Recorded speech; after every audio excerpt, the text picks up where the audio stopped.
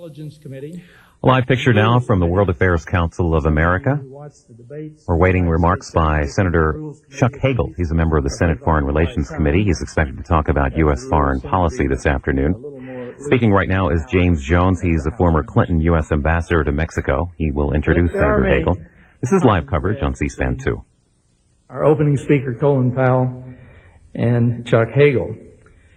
One of those is when thoughtful people get together and look at the landscape of American leaders and say who would really be qualified to be President of the United States.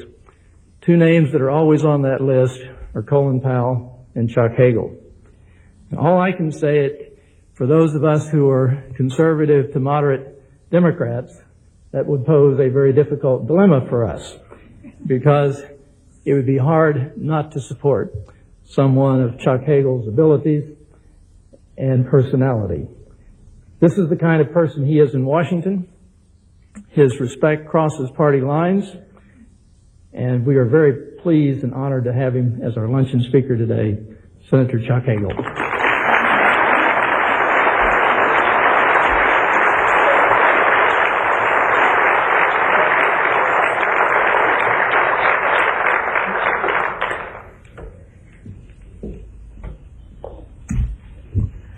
Jim, thank you. You were far too generous,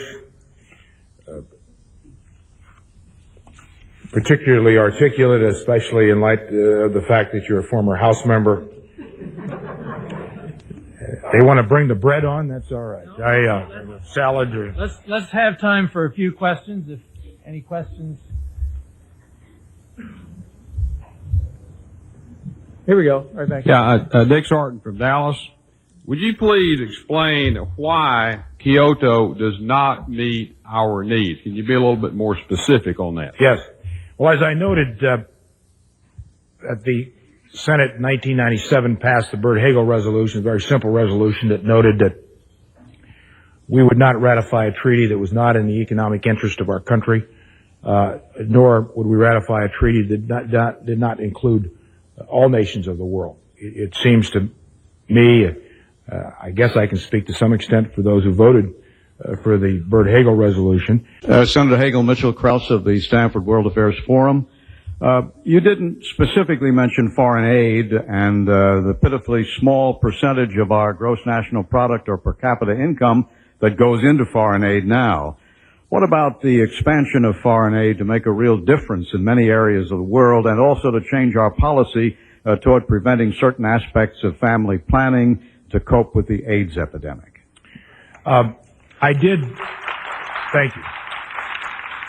I did note, for example, the Millennium Challenge account, and I assume that many of you are somewhat familiar with that, but I think it's a new, creative, appropriate focus.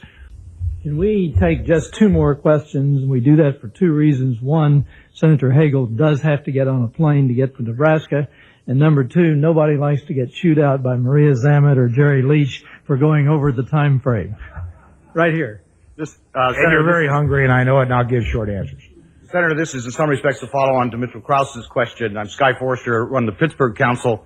You should also note, ended a 27-year career in the Air Force in Omaha. So I guess my question is a disconnect between that concept and the actual policy.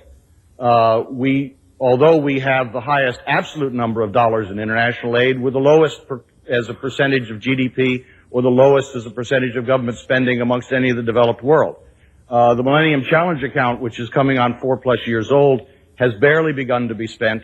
The $15 billion for HIV/AIDS, very little of that is actually being spent.